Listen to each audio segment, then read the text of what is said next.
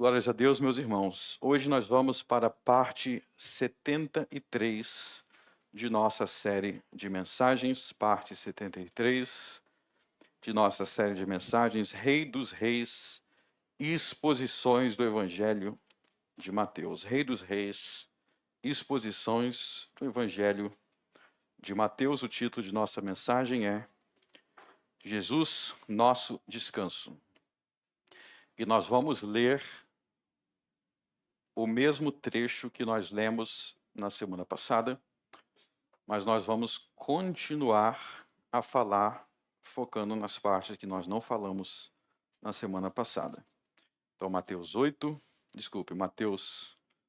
11, a partir do verso 20. Então começou ele a lançar em rosto as cidades onde se operou a maior parte dos seus prodígios, o não se haverem arrependido, dizendo: Ai de ti, Corazim! Ai de ti, Betsaida!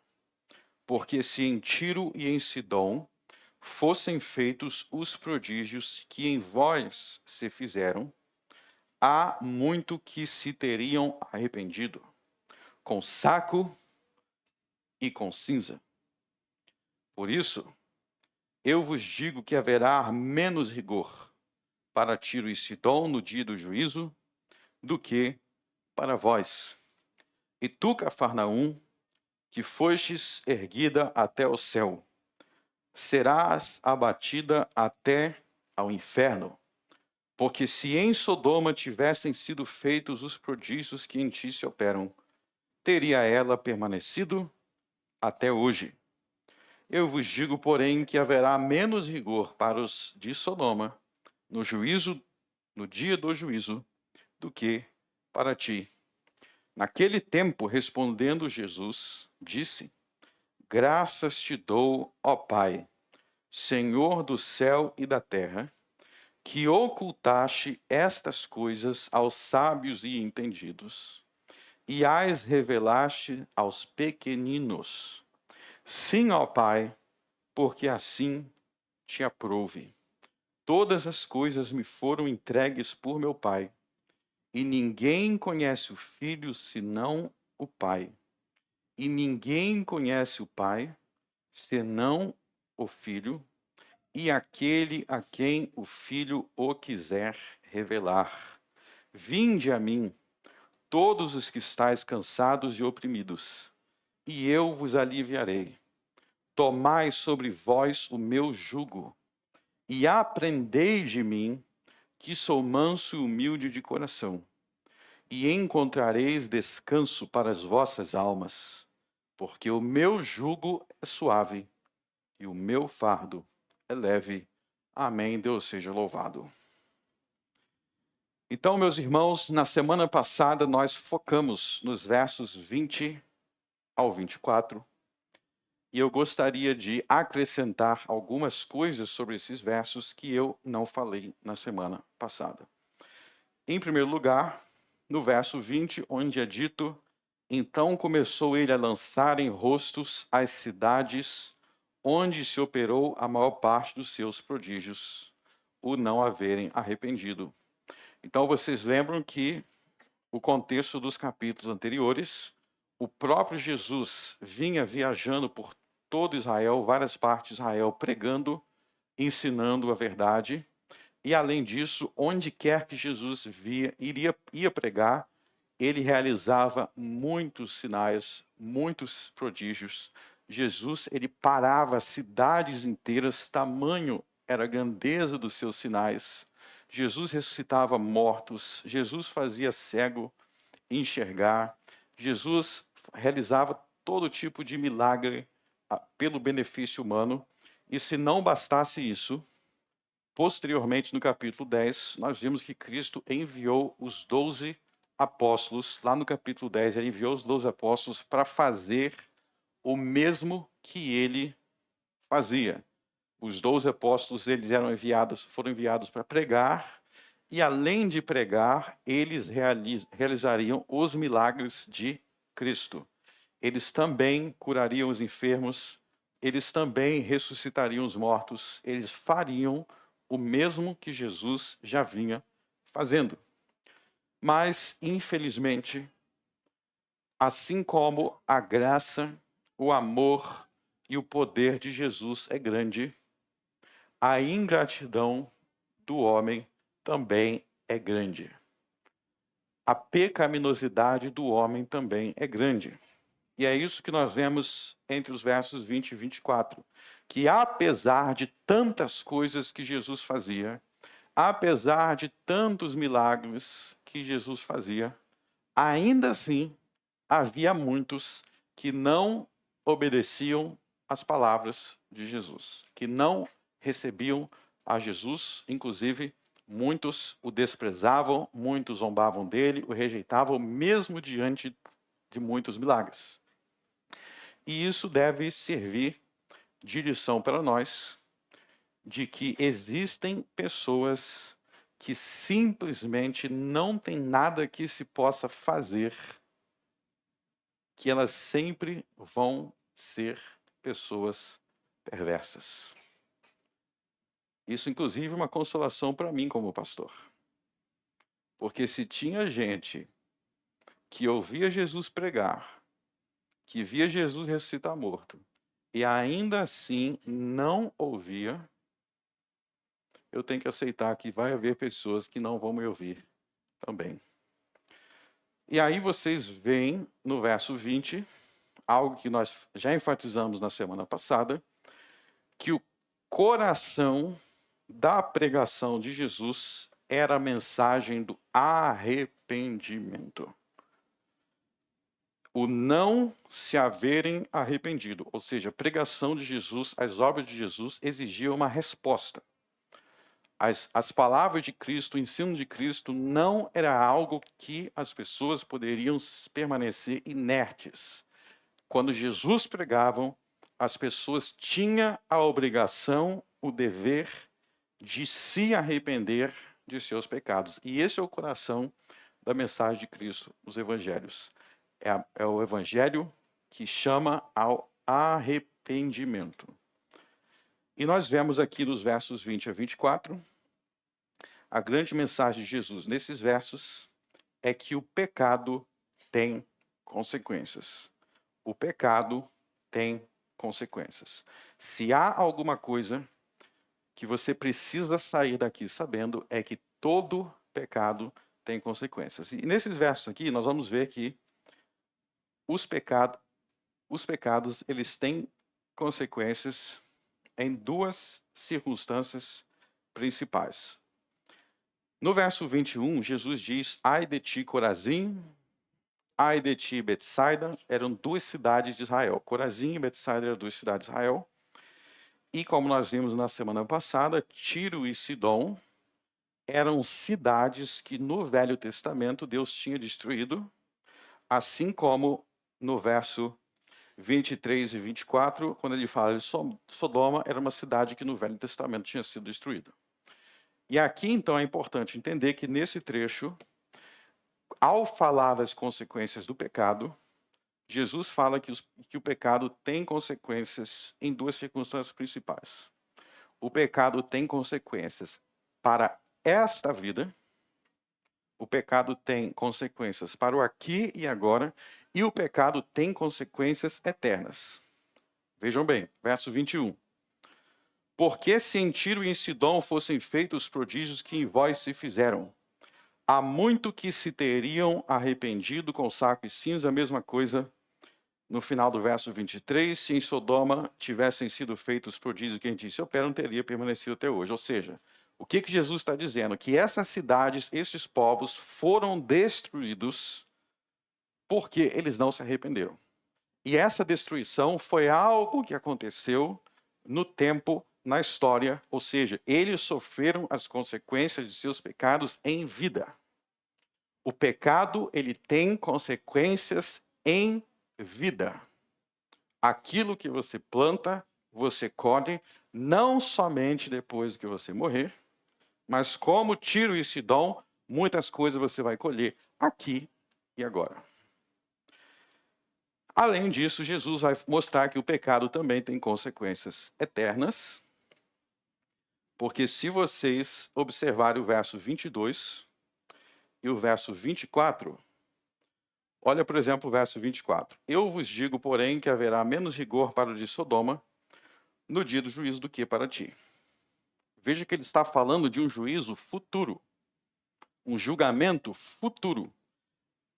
Haverá menos rigor para os de Sodoma no dia do juízo, ou seja, Sodoma ainda seria julgado. E a pergunta que a gente tem que se fazer aqui é: Sodoma não foi destruído? Sodoma já tinha sido destruído há muitos séculos. Como que Sodoma ainda vai ser julgado? Porque haverá um juízo final.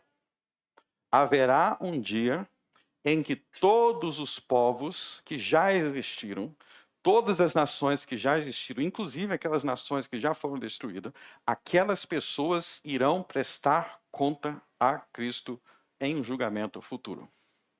Ou seja, os pecados dos sodomitas, que está lá em Gênesis 18 e 19, os pecados sodomitas têm consequências para esta vida, o povo deles foi destruído, a nação deles foi julgada, e haverá uma consequência eterna. Haverá um julgamento eterno, onde eles serão lançados no inferno. E a advertência de Jesus aqui, então, é dupla. O pecado tem consequências para a sua vida aqui, e também para o juízo final, onde você será julgado junto com Sodoma. E aí, diante dessa verdade, que o pecado tem consequências, a pergunta que nós precisamos fazer é: o que nós precisamos fazer para evitar essas consequências do pecado? O que nós precisamos fazer? E a resposta é a que Mateus já deu desde do início do livro. Verso 20, o não se haverem arrependido. Verso 21, há muito que teriam arrependido. Veja que a palavra-chave aí é arrependimento. E aqui eu quero fazer uma pergunta, você responde em seu coração. Quando foi a última vez que você se arrependeu e confessou os seus pecados a Deus? Quando foi a última vez que você se arrependeu de alguma coisa e orou a Deus dizendo: Deus me perdoa? Quando foi a última vez? Se você não consegue lembrar, se você não faz isso com regularidade, você está na contramão da mensagem de Jesus. E esse ai se aplica para você. Ai de ti, Corazim. Ai de ti, Betseda. Por que ai de ti? Porque eles não se arrependeram. E aqui eu quero que vocês percebam que essa mensagem do arrependimento, que Jesus enfatiza dos versos 20 a 24, Jesus anexa uma promessa à ordem de se arrepender. Então aqui, nesse capítulo, nós vamos ver agora que Jesus manda se arrepender e ele faz uma promessa que aqueles que se arrependem vão receber essa bênção. Existe uma bênção aqui para aqueles que se arrependem. Qual é a bênção? Veja no verso 28. Nós vamos ver verso 28 e 29. Vinde a mim todos que estáis cansados e oprimidos, e eu vos aliviarei. Tomai sobre vós o meu jugo. Aprendei de mim, que sou manso e humilde de coração, e encontrareis descanso para as vossas almas. Porque o meu jugo é suave e o meu fardo é leve. Então aqui Jesus ele faz um convite. Vinde a mim. Vinde a mim, porque eu vou dar alívio, eu vou dar descanso. Eu vou dar paz. Jesus está oferecendo descanso, alívio, paz. Só que muitas pessoas leem isso aqui no verso 28 e eles desvinculam o verso 28 dos versos anteriores. Porque eles leem a promessa de descanso, eles leem a promessa de alívio, e eles pensam: eu quero esse alívio, eu quero esse descanso, mas eles desvinculam essa promessa daquilo que Jesus apresenta como meio de alcançar essa promessa. Qual é o meio de alcançar a promessa do verso 28? Qual é o meio de encontrar esse alívio, esse descanso? O meio é o arrependimento. Ele não promete aqui descanso, alívio a todas as pessoas, porque Corazim, Betsaida, Tiro, Sidom, Sodoma não tiveram descanso. Pelo contrário, foram completamente subjugados pelo castigo de Deus. Quem encontrou descanso? Quem encontra descanso? Aqueles que se arrependem. Então, quero que vocês vejam que aqui o arrependimento é o meio de receber a bênção do descanso. E aí que entra algo muito importante que a gente precisa entender. Que muitas pessoas, quando elas vêm ao Evangelho, quando elas vêm a Jesus, elas começam a pensar assim, poxa, eu estou me sentindo muito peso. Os mandamentos de Deus parecem um peso.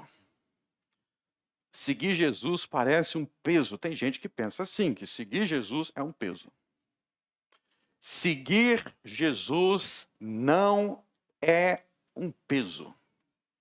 O peso são os teus pecados que você confunde com o peso do mandamento de Deus. O homem não quer abandonar os seus pecados, ele não quer se arrepender, e ele fica dizendo que o peso está em Jesus, que o peso está na igreja, que o peso está nos mandamentos de Jesus. Não, meu irmão. O peso nas tuas costas é porque você não quer que Jesus tenha carregado o teu pecado na cruz. Você quer se manter no teu pecado e por isso você sente o peso. Porque a promessa é para aqueles que se arrependem. Então, nós vamos falar aqui agora um pouco sobre como chegar nessa promessa. Eu que estou cansado e oprimido pelo pecado. Como é que eu chego? Eu chego me arrependendo, mas como é que a gente se arrepende? O que é se arrepender? Para a gente entender o que é arrependimento, a gente precisa se afastar do pensamento de nossa cultura. O que o homem moderno e nossa cultura brasileira, o que ele pensa? Ele pensa que se ele não matou ninguém, e se ele não assaltou nem o banco, então ele não tem nada do que se arrepender. É assim que pensa o povo da nossa cultura. E aí eu quero lembrar para vocês do ensino do próprio Jesus no início do seu ministério, que na verdade é uma coisa muito óbvia, que quando Deus nos chama ao arrependimento, Ele nos chama ao arrependimento de acordo com a lei de Deus, não de acordo com a tua lei. A doutrina do arrependimento é a doutrina da lei. Você se arrepende não de acordo com o que você acha que tem que se arrepender. Não é, eu não roubei, eu não matei, então eu não tenho nada que me arrepender. Eu vivo a minha vida muito bem. Bom, se na sua cabeça só existem 2 mandamentos, matar e roubar, não é assim na lei de Deus. Então, vamos voltar para Mateus 5.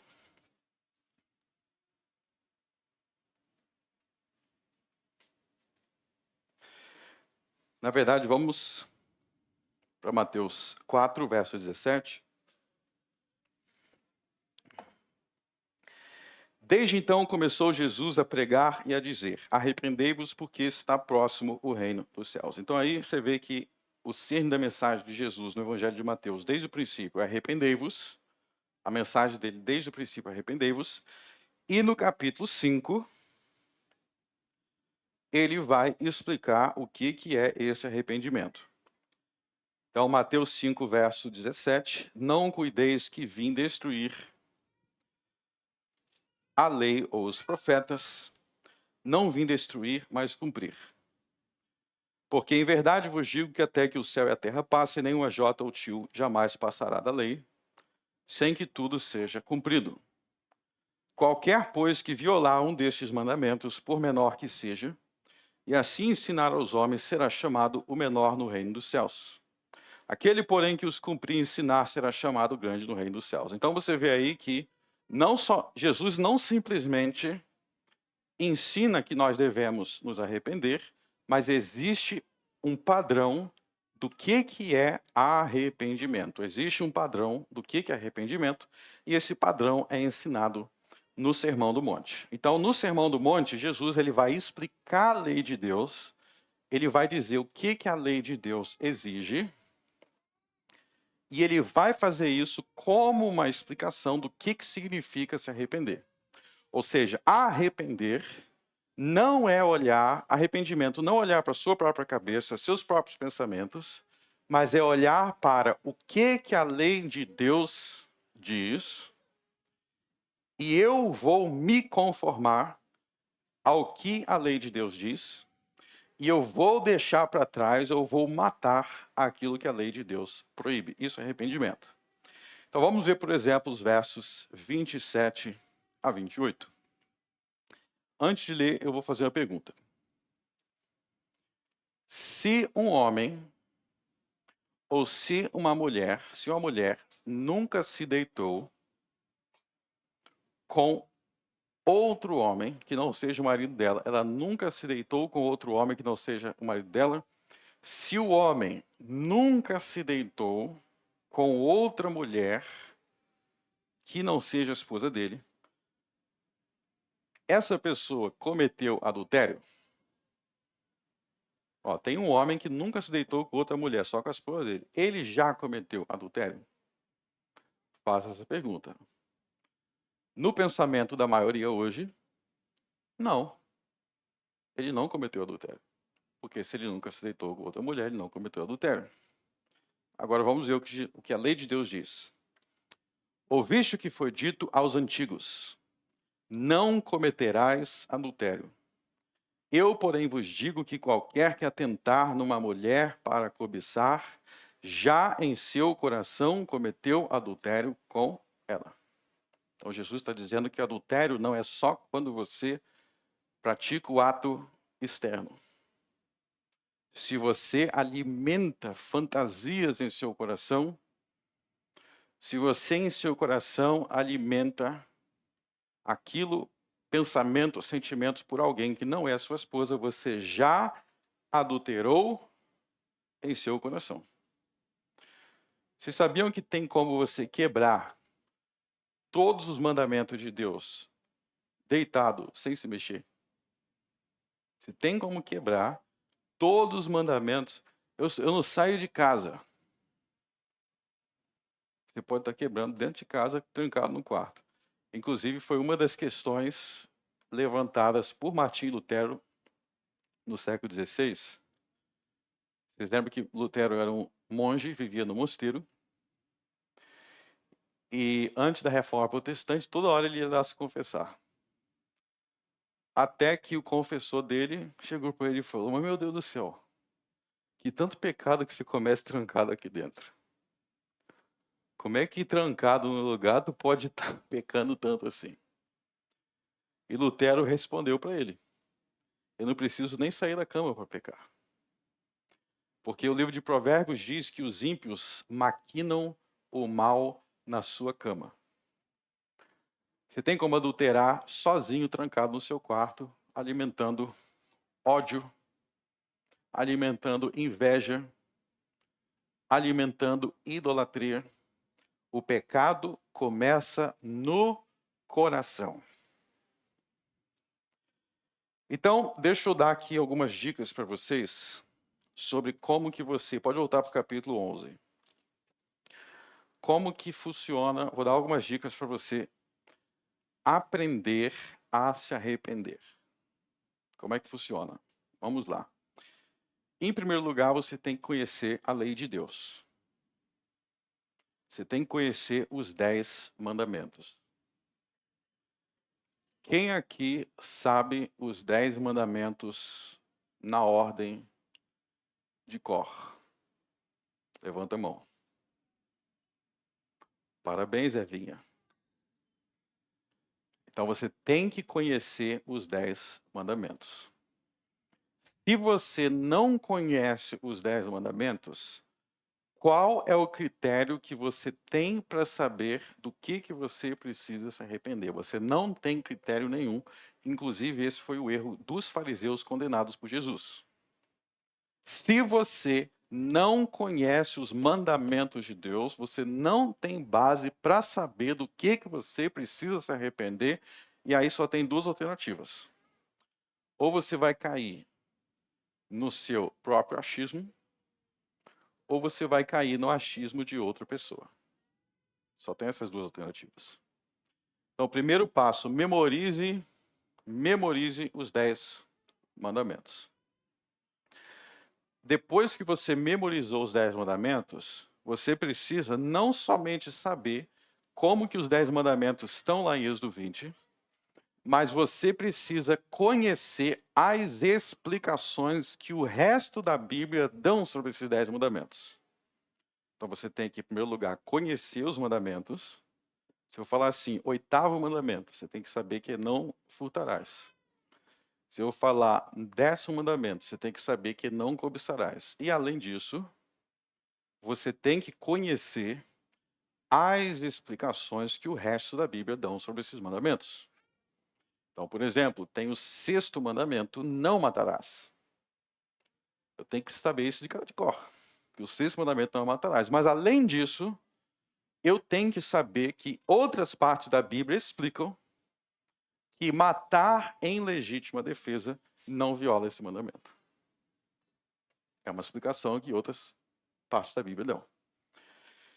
Eu tenho que conhecer o 7º mandamento, não adulterarás, mas eu tenho que saber o que o resto da Bíblia explica sobre o adultério. Então não é suficiente saber a lista, você tem que saber a lista e você tem que entender os outros livros da Bíblia que explicam essa lista. Aliás, tem uma coisa que eu ouço e que me deixa arrepiado quando eu ouço.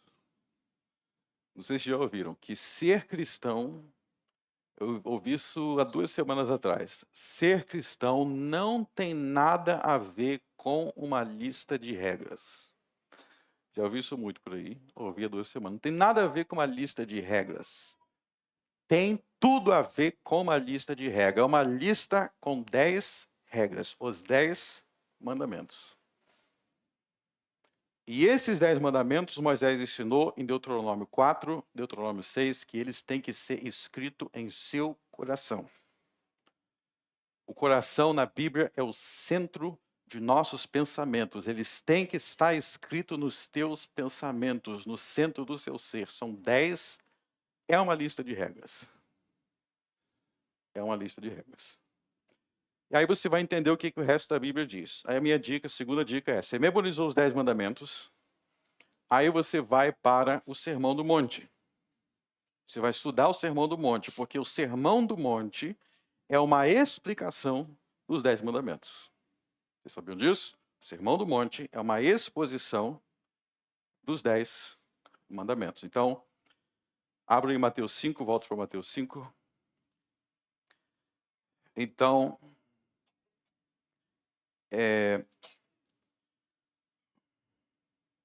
dos versos 21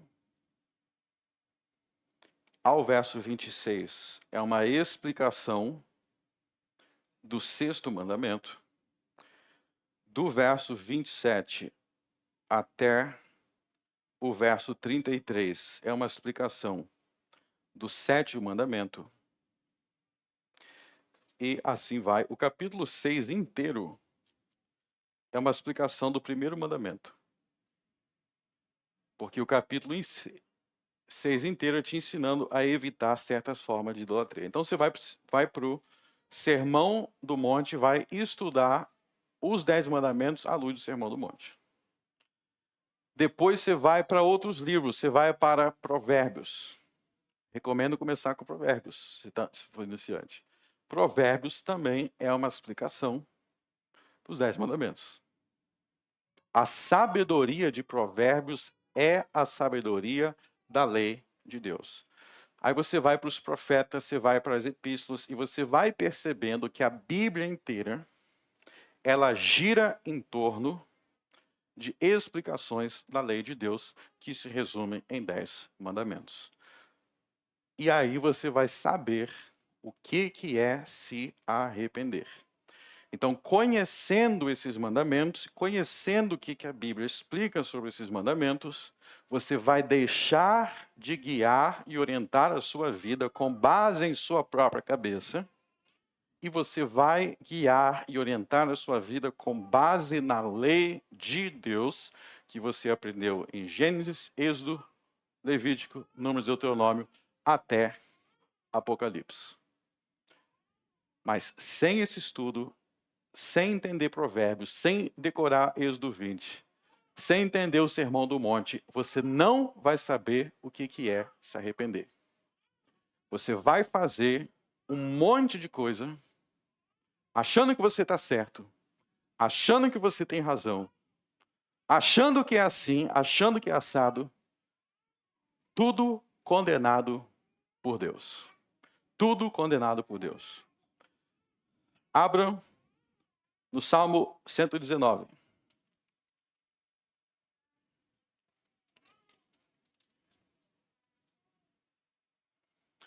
Você precisa fazer a oração que o salmista faz no verso 18. Abre tu os meus olhos, para que veja as maravilhas da tua lei. Vamos ler todo mundo junto. Abre tu os meus olhos, para que veja as maravilhas da tua lei. Meu irmão, a lei de Deus é maravilhosa. A lei de Deus é maravilhosa. Por que você não a vê como maravilhosa? Não por um problema na própria lei, mas porque o homem é naturalmente cego. Não terás outros deuses diante de mim. Você tem que meditar, pensar, refletir nesse mandamento. E pensar, que lei maravilhosa, que mandamento maravilhoso. Não adulterarás, que mandamento maravilhoso. Que mandamento maravilhoso, dizer a verdade, não dirás falso testemunho. Que mandamento maravilhoso, o segundo, não farás para ti imagens de escultura. Meditem nesses mandamentos e reconheça a maravilha deles. Pode voltar para Mateus 11.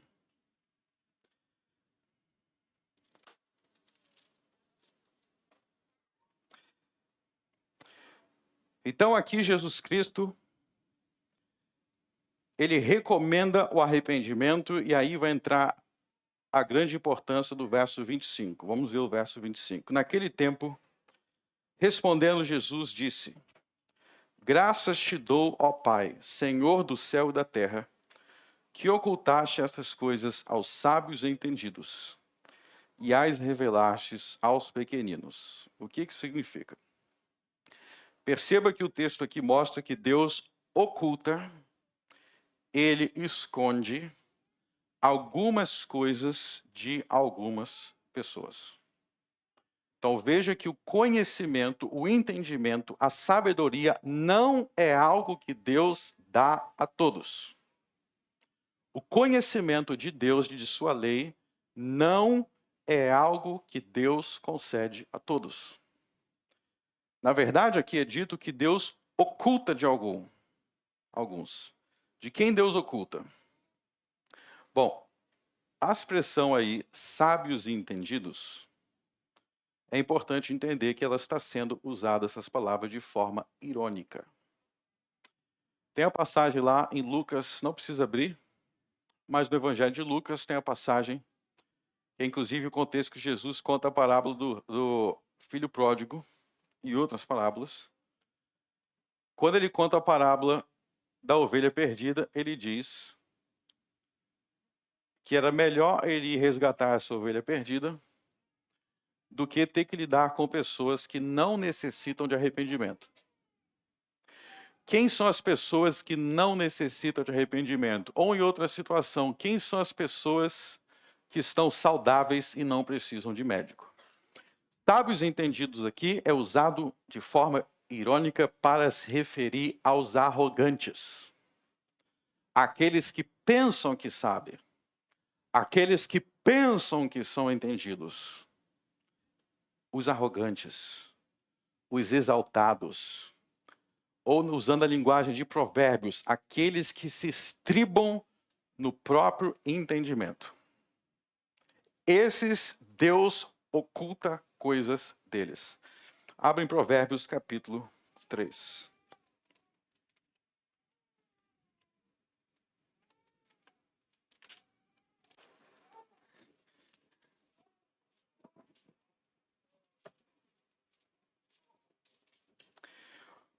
Provérbios 3:5. Confia no Senhor de todo o teu coração e não te estribes no teu próprio entendimento. Reconheça-o em todos os teus caminhos e ele endireitará as tuas veredas. Não sejas sábio a teus próprios olhos. Não seja sábio aos teus próprios olhos. Não te estribes no teu entendimento. Mateus 11:25. Estes são, abre aspas, os supostos sábios, o suposto entendimento. Então, aqui no verso 25, nós temos uma lição importante, que é o seguinte. Nós falamos no início do sermão que existem julgamentos de Deus nesta vida. Existem julgamentos de Deus nesta vida.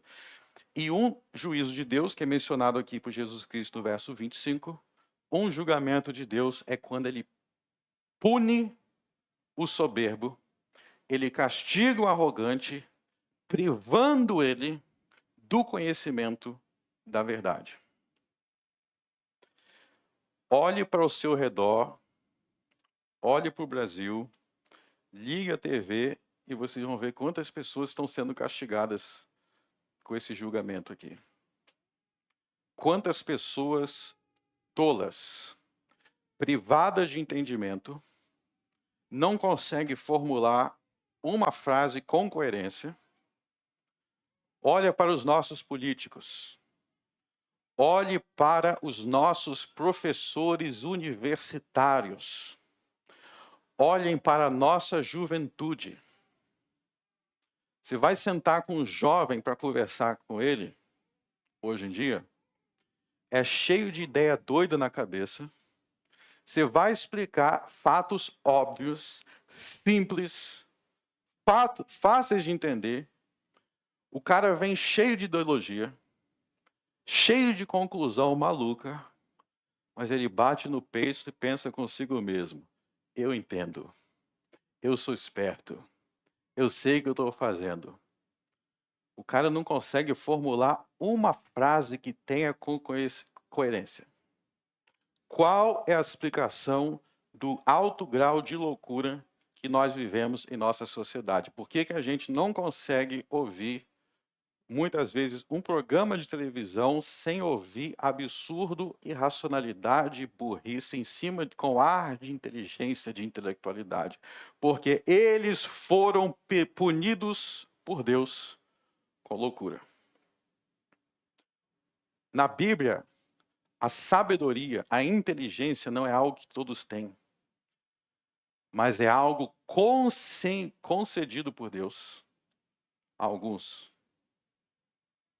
Os sábios e entendidos deste mundo, na verdade, eles tiveram a verdade de Deus ocultada deles, porque Deus se revelou aos pequeninos. Pequeninos aqui está em contraste com esses arrogantes, e se refere não somente a crianças literais, mas àqueles que são humildes e se fazem de crianças. A gente vê isso, por exemplo, pensa aí na história de José, marido de Maria. Eu estava refletindo sobre isso essa semana. A sabedoria, a inteligência, como dom de Deus, como bênção de Deus, está muito presente na vida dele. Então vocês lembram que José ficou na dúvida se ele tinha sido traído. Maria estava grávida. ele não ficou confundido por muito tempo. José não ficou confuso por muito tempo, porque Deus o esclareceu. Enquanto isso, quem é que estava confuso? Herodes. Confuso, em trevas. Essa questão de confusão, eu acho interessante como ela aparece nos evangelhos, no próprio Satanás. Tem pessoas que têm uma visão de Satanás, é como se Satanás fosse, os demônios fossem todo-poderoso, ou eles pudessem tudo. Satanás não é onipotente, Satanás não é onisciente, porque ele não é Deus. E além disso, nos 4 evangelhos, ele se mostra confuso em várias ocasiões. Vamos pensar aqui. Em primeiro lugar, o que ele está fazendo no deserto, tentando Jesus? Isso aí já demonstra irracionalidade. Porque ele está tentando fazer algo contra Jesus. Qualquer pessoa que tenta fazer qualquer coisa contra Jesus já demonstra loucura. Mas tem mais. Em Mateus 16, Satanás incita Pedro para impedir Jesus de morrer. Então, em Mateus 16, Satanás não quer que Jesus morra.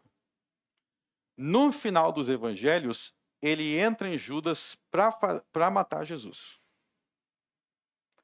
Então, ele não quer matar Jesus ou ele quer matar Jesus? Confusão. Ele não sabe exatamente o que tem que fazer. É igual aquela, se correr o bicho come, se ficar... Como que Satanás poderia vencer Jesus? Matando ele ou não matando? Porque ao matar, ele perdeu. Satanás nos evangelhos é confuso, como são confusos os filhos dele. Tira dessa cabeça a ideia que os demônios eles sempre são coerentes. Na Bíblia, eles nem sempre são coerentes. Porque muitas vezes o juízo de Deus vem sobre eles também. Eles se mostram confusos. Como os seus filhos nos evangelhos. Quantas vezes os próprios fariseus entravam em confusão, em conflito consigo mesmos. Pense, por exemplo, quando eles tentam desafiar o batismo. Eles tentam desafiar Jesus, Jesus pergunta para eles, o batismo de João é do céu ou dos homens? E aí eles não sabem o que responder. Era só fazer uma pergunta bíblica que eles não sabem o que responder.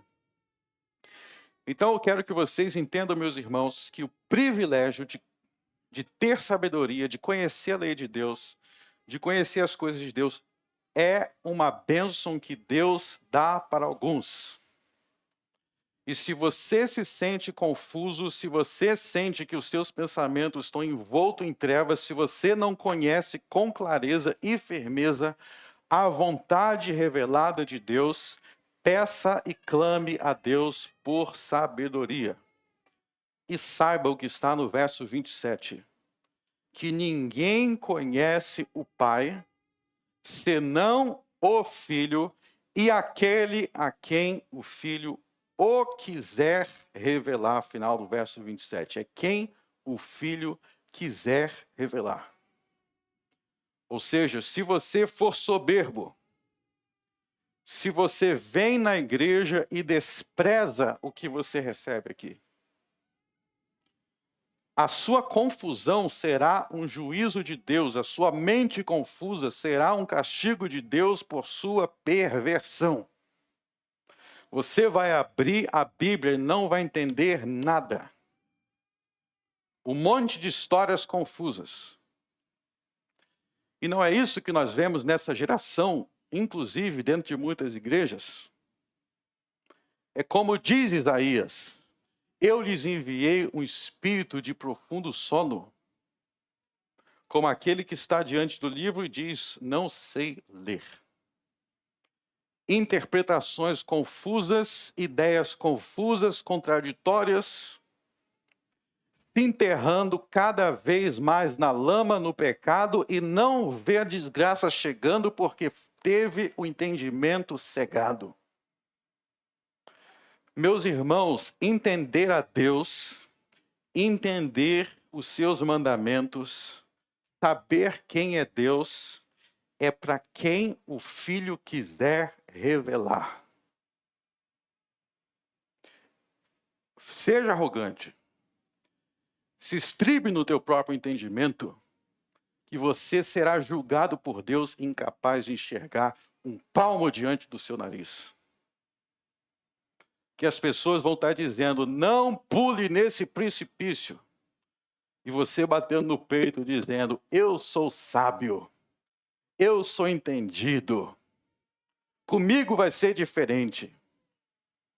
Comigo não vou ter o mesmo destino que os outros.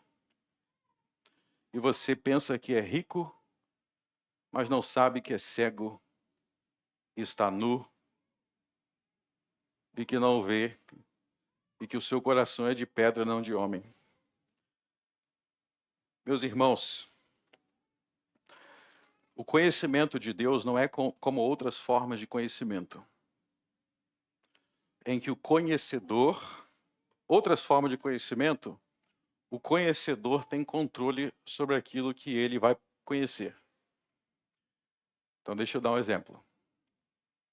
Eu quero aprender programação. Eu posso entrar na internet, comprar um curso, e quanto mais eu estudar, mais eu vou conhecer, mais eu vou entender. Não é assim? Se eu estudar 10 horas por dia, eu vou aprender mais rápido. Ou seja, eu tenho o controle sobre o que eu aprendo. Eu aprendo na hora que eu quiser estudar, na hora que não quiser estudar, eu não estudo. Eu tenho controle sobre aquele estudo. O conhecimento de Deus não é assim.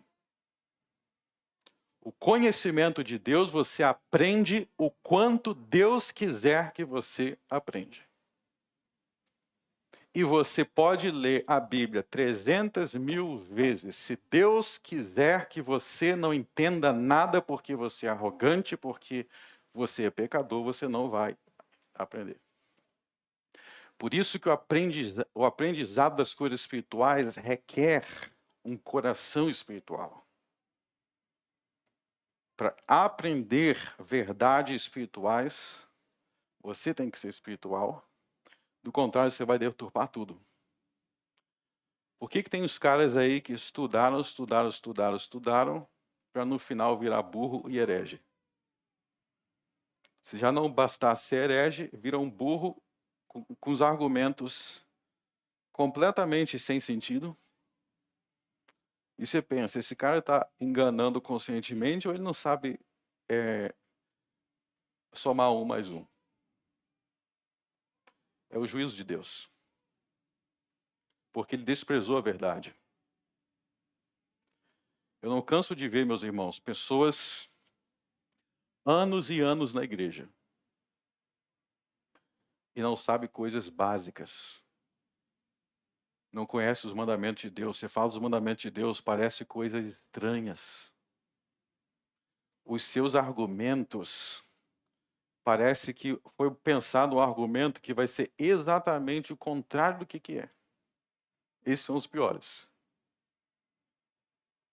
Deus diz lá, não faça isso.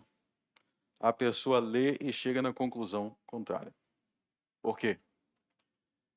Porque Deus não se revela a qualquer um. Ele não abre o entendimento a qualquer um. Por isso, se humilhe diante de Deus, seja um pequenino diante de Deus. Peça, clame por sabedoria, clame por entendimento. Clame para Deus se mostrar a você. Clame para Ele mostrar o que as coisas da sua palavra significam. E se você fizer assim, você vai poder dizer que o jugo de Jesus é suave e leve. Que o jugo de Jesus vai ser suave, porque você não vai ter mais o peso da sua arrogância, do seu pecado e da sua insistência no mal. Meus irmãos, não existe descanso maior do que Jesus. Não existe descanso maior do que Jesus. O livro de Provérbios diz também que não há sabedoria nem conselho contra o Senhor. E eu quero ir para a reta final aqui enfatizando isso.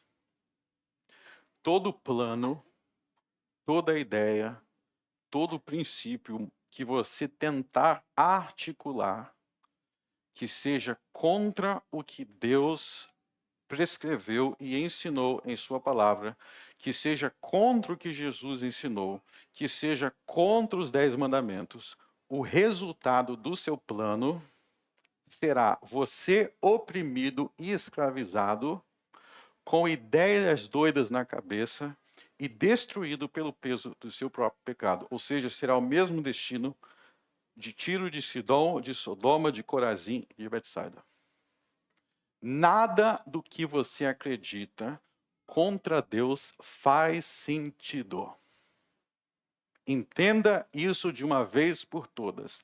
Nada do que nós cremos que contradiz o que Deus revelou em sua palavra, não é que faz um pouquinho de sentido.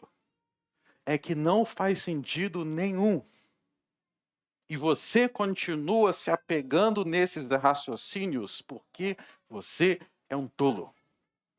É isso que o livro de Provérbios diz. O tolo faz algum sentido? Faz um pouquinho de sentido? Provérbios, nesse sentido, é muito amoroso. Porque o livro de Provérbios expõe a nossa burrice como burrice. Chama de burrice mesmo, de tolice mesmo. Porque é contra o Senhor. Em qualquer área da vida, se você estiver contra o Senhor, o seu jugo será pesado, você será cansado e oprimido, porque você não quer o jugo de Jesus Cristo. Eu quero fazer esse convite a todos aqui. Você se sente oprimido? Você se sente confuso? Você sente um fardo muito pesado? Leve os seus pecados para a cruz de Cristo. Arrependa-se. Como é que a gente leva os nossos pecados à cruz de Cristo? Se arrependendo. Mas saiba que você nem sabe do que você tem que se arrepender se você não conhecer a lei do Senhor. Se você conhecer a lei do Senhor, você vai saber como ir até Jesus. São 10 mandamentos em 2 tábuas. Estude essa lei. O que a lei de Deus diz sobre adoração? Eu estava vendo essa semana, ontem na verdade, uma situação de uma mulher de Minas Gerais. Eu acho que é Minas Gerais, mas ela se identifica como uma pastora. E ela está muito abalada porque a filha dela virou ateia. E está na internet blasfemando contra Deus. Muito triste a história. Só que aí eu fui ver essa mulher falar. Eu falei, rapaz, já é triste o que aconteceu com a filha dela. Só que é mais triste para mim ainda que a mulher nem sabe o que tem de errado. A mãe, que é, abre aspas, pastora, nem sabe por onde começar a se arrepender. Vocês estão entendendo? Tem pessoas que, além de estar no buraco, não sabe que está no buraco. Está no escuro, nem sabe por onde começar. É assim com você. Se você sair daqui dizendo, eu quero me arrepender, sem estudar a lei do Senhor, você não vai se arrepender de nada, porque você não sabe o que você precisa se arrepender. Arrependimento pressupõe a lei do Senhor. Então faça aquilo que eu falei aqui. Não diga só, vou me arrepender. Estude a lei do Senhor em todas as áreas da vida. O que a lei do Senhor diz sobre família? O que a lei do Senhor diz como começar um casamento? Tem gente que fala assim, ó, eu errei, eu fracassei em todos os meus relacionamentos passados. Aí você vai conversar com a pessoa, o que a Bíblia fala sobre relacionamentos? Não sabe. Não sabe? Então, senta e aguarda que você vai fracassar no próximo também. O próximo também vai ser fracassado. O que a lei do Senhor ensina sobre adoração? Se você não sabe, as suas orações podem ser abomináveis diante de Deus. Como é que você sabe que Deus aceita a sua oração se você não sabe como que a lei dele ensina a orar? Tem um monte de igreja aí pelo Brasil que tem muita oração, nenhuma aceita por Deus. Eu estava vendo outra semana aí lá em São Paulo, não sei se é São Paulo ou Rio de Janeiro, mas é aquela parte do Brasil que sai muito doido de lá. Os caras construíram, eu não sei, o tal do Templo de Salomão é onde? É em São Paulo? É São Paulo? É. Os dois tem? Agora eu me assustei. Não sei. Mas os caras fizeram um templo de Salomão e colocaram um sumo sacerdote lá. Eu não sabia que tinha um sumo sacerdote. Eu falei assim, eu achava que na Bíblia o sumo sacerdote era Jesus no céu. Eu não sabia que tinha um cara no Rio, que sotaque de carioca, que também era. Falando chiado. Mas sabe o que é mais triste? Esse cara é sumo sacerdote é uma aberração. Mas tem gente que nem sabe que tem que se arrepender de um lugar desse. Que nem sabe que a oração dela, feita por um cara dizendo que é sumo sacerdote, está tornando aquela oração o diabo diante de Deus.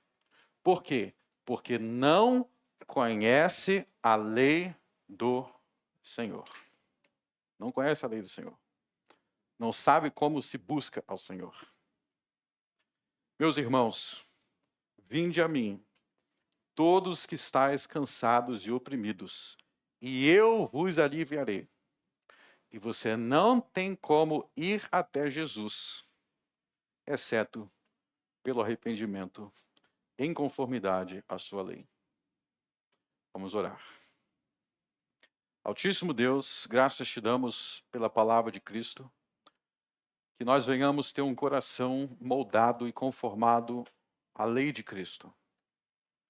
Nos ensine, Senhor, o arrependimento. Nos ensine, Senhor, o caminho que Cristo traçou até Ele. Que nós não venhamos continuar escravizados, oprimidos pelo peso do pecado, mas que nós venhamos encontrar refúgio naquele que carregou todo o nosso pecado na cruz. Por Cristo eu oro. Amém.